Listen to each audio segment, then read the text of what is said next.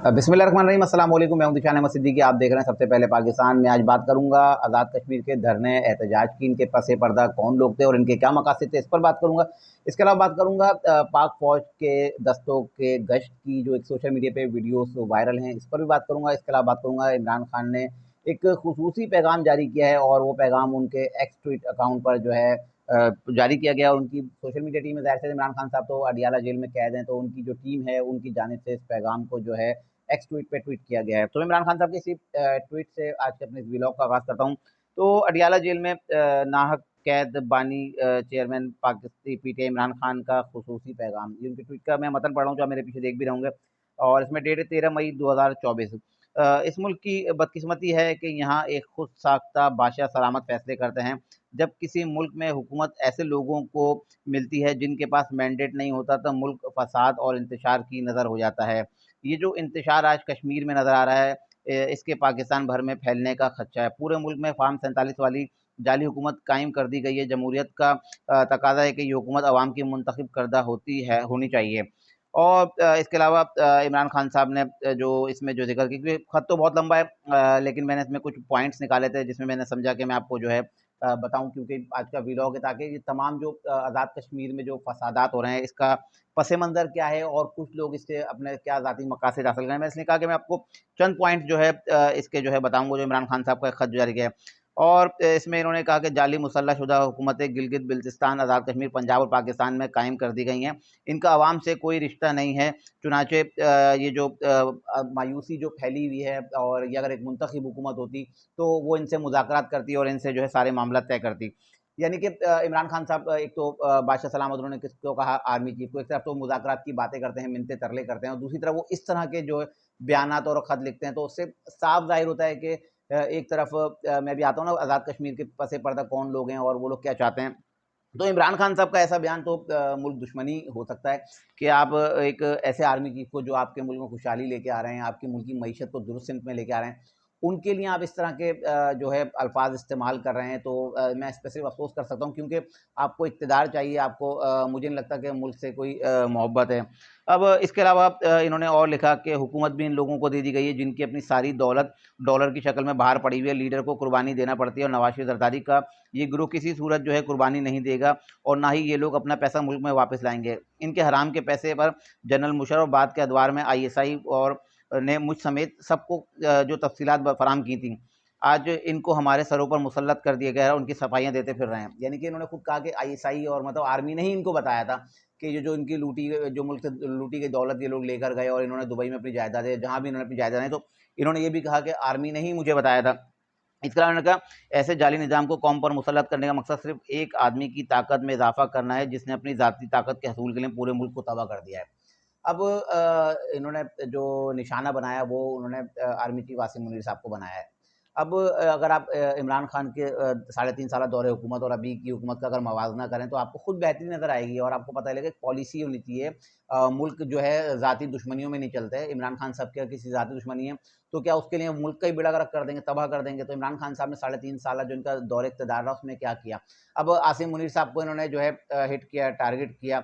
अब असल इनका मकसद था, ये चाहते थे कि कश्मीर में जो इंतशार फैल रहा है और जो सारा कुछ हो रहा है, तो ये एक तो इनके लोग शामिल हैं इसमें। अभी मैं अपने व्लॉग में सारा भी मैं बताता हूँ कि आज़ाद कश्मीर में जो धरने हुए हैं और ये जो सारा इनके मकासद क्या थे। तो इमरान खान साहब चाहते थे कि ये जो है हम इसमें शामिल हों, और वो खुशियाँ मना रहे थे कि क्योंकि अब आज़ाद कश्मीर का मैं आपको बताता हूँ कि असल मकसद क्या था।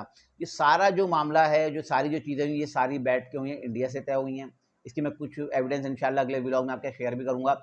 इसमें बराए रास्त जो है रॉ मुलविस है।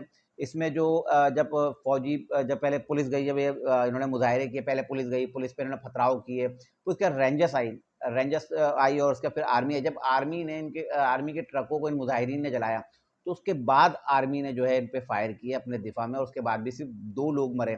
उसके बाद पाकिस्तान तहरीक इंसाफ के लोगों ने सोशल मीडिया फैला दिया कि 17 लोगों की अमवात हो गई, 17 लोगों को मार दिया। लेकिन ये किसी को नज़र नहीं आया कि किस तरह से ये मुज़ाहिरीन जो मुश्तइल हुए थे, जो गिलगित से लाए गए थे, जो केपीके से लाए गए थे, जो कहीं और से लाए गए थे, ख़ास तौर पे इसलिए टारगेट करने के लिए कि वो लोग जो है आपकी जो है सिक्योरिटी फोर्सेस को जो है टारगेट करें। आर्मी के 2 ट्रक नजर आतिश किए, उसके बाद आर्मी ने अपने दिफा में आपको बताया मैंने फायर किया, तो उससे 2 शहरी जो है अपनी जान से गए। पहले तो एक हलाकत हुई थी, एक जख्मी था, तो उसको रास्ते में ले जाते हुए जो है उसकी हम बात हुई। इसके अलावा आप समझ सकते हैं कि आर्मी अगर बराह रास्त फायर करती तो कितने लोग इसमें हलाक होते हैं। आप भी इस चीज़ को जानते हैं अच्छी तरह। और दूसरा जो पाकिस्तान तहरीक इंसाफ और इनके लोगों के दावे हैं कि 2 लाख लोग थे, 2 लाख लोग नहीं, तकरीबन 25 से 26,000 लोग थे और ये सारे बलवाई थे। और ये इनका मकसद, क्योंकि जब ये मुज़ाकरात हुए, आप मेरे पीछे देख रहे होंगे कि इमरान खान साहब के एक ख्वाहिश तो यहीं दम तोड़ गई। वो चाहते थे इस कश्मीर की जो अफरा-तफरी है और ये जो एक उन्होंने अपने नाजायज़ मुतालबात में कहूँगा कि सबसे सस्ती बिजली वैसे इनको मिल रही थी, नाजायज़ मुतालबा तस्लीम करने के लिए उन्होंने इंतशार जो फैलाया। तो ये मुआहिदे मेरे पीछे देख रहे होंगे, मुआहिदे तो उनके वैसे ही हो गया था। हुकूमत ने जो है इनको अच्छी खासी सब्सिडी दी, 124 अरब रुपए की सब्सिडी जो है हुकूमत ने इनको दे दी। तो इमरान खान साहब का पहला तो प्लान ये फ्लॉप हो गया कि क्योंकि अब जब इनको पता चला ना कि रियासत आ गई और फौज आ गई और रेंजर्स आ गए, रेंजर्स ने फायर किया, तो इन सब की हवा निकल गई और जितने भी लोग थे ना, जितने पुरहुजूम, ये सब मुंतशिर होना शुरू हो गए। और जब इनके जो इसको लीड कर रहे थे शौकत मीर साहब, तो शौकत मीर साहब के खिलाफ अब इंक्वायरी हो रही है कि इनके कहाँ-कहाँ किससे ताल्लुकात थे, अफ़गानिस्तान में ये किससे राब्ते में थे, केपीके में किससे राब्ते में थे, गिलगित-बिल्तिस्तान में किससे राब्ते में थे और किस-किस लोगों से राब्ते में थे। अब इसकी पूरी इंक्वायरी कर रही है। आपकी एस्टैब्लिशमेंट या आपकी एजेंसी इतनी कमज़ोर नहीं है कि वो पकड़ नहीं सके कि ये कौन लोग हैं और कहाँ से सारे मामलात हो रहे हैं। तो और जब ये मुज़ाकरात हो गए, जब मैंने आपको बताया ना प्रेस कॉन्फ्रेंस फिर इन्होंने कर दी कि हमारे मुज़ाकरात हो गए, तो इन्होंने वाज़ेह और एक रिकॉर्ड पे मौजूद है जो शौकत मीर साहब हैं, इन्होंने एक बयान दिया। इन्होंने कहा कि हमारा असल मुतालबा आटा या बिजली की कीमतें कम कराना नहीं था, हमारा असल मुतालबा आज़ादी था। आज़ादी किससे चाहते थे? अब आप ये पॉइंट देखें, क्या बात बोली उन्होंने, हमारा असल मुतालबा था आज़ादी।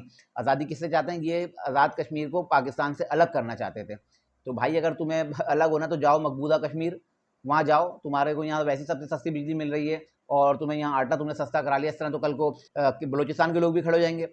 अब कश्मीरियों का मुतालबा ये है ना कि बिजली अगर कश्मीर से जा रही है तो हमें बिजली फ्री की जाए। कल को बलूचिस्तान भी खड़ा होगा, बोलेगा सुई गैस हमारे पास से जा रही है तो हमें गैस फ्री की जाए।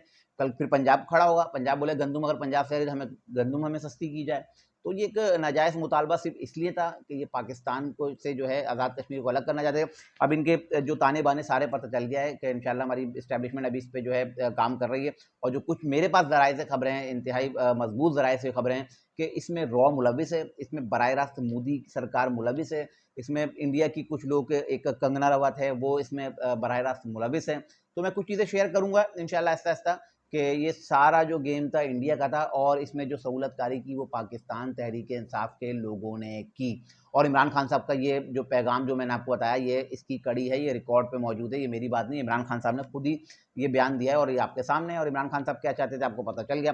अच्छा, इसके अलावा मेरी तीसरी खबर थी कि पाक फ़ौज का गश्त देखा गया और कि 16 शहरों में जो है पाक फ़ौज की जो है बड़ी नफरी और डिप्लॉयमेंट देखी गई, किस तरह से पाक फ़ौज के दस्ते जो है गश्त करते दिखाई दिए हैं। तो उसके बाद जो पाकिस्तान तहरीक इंसाफ के लोगों को ज़ाहिर से उनको पता लगा कि आज़ाद कश्मीर में जो मामलात हुए हैं, वहाँ जो अवाम निकली है, तो ऐसा ना हो कि इन शहरों में कहीं अवाम निकल जाए, ये तासुर देने की कोशिश की गई। तो जो कुछ ज़राए से खबर है, जो ज़ाहिर सी बात है फोर्सेस के लोग हैं, तो उन्होंने ये बताया कि ये रूटीन की रिहर्सल थी। जब कोई भी ट्रेनिंग दी जाती है तो एक जगह से दूसरी जगह मूव होते हैं फौजी के दस्ते, तो एक रूटीन की परेड थी। लेकिन क्या कहने इन यूथियों के और पीटीआई वालों के जो पाक फ़ौज से तो वैसे तो बड़ा बुग़्ज़ और इनको जो है नफ़रत है और रहते भी इसी पाकिस्तान में, जो पाक फ़ौज आपकी सरहदों पर हिफाज़त कर रही है। तो वो उन्होंने सोशल मीडिया पे उठाकर जो है इन्होंने वीडियोज़ जो है और तस्वीरें जो है वायरल करना शुरू कर दी, क्योंकि हवा तो निकल गई होगी इनकी, क्योंकि इनको पता है कि ऐसा ना हमारे सॉफ्टवेयर अपडेट हो जाए, क्योंकि रियासत अब हरकत में आ चुकी है और रियासत ने फैसला कर लिया है कि अब किसी को नहीं छोड़ा जाएगा। तो मैंने कहा कुछ खबरें थी मैं शेयर कर लूँ और बताता चलूँ कि ये आज़ाद कश्मीर का जो मसला है ये इतना आसान नहीं है। ये इनका सिर्फ मुतालबा आटा, बिजली या दीगर जो इनके मुतालबा सिर्फ यहाँ तक महदूद नहीं है, ये पाकिस्तान से इसको अलग करना चाहते थे।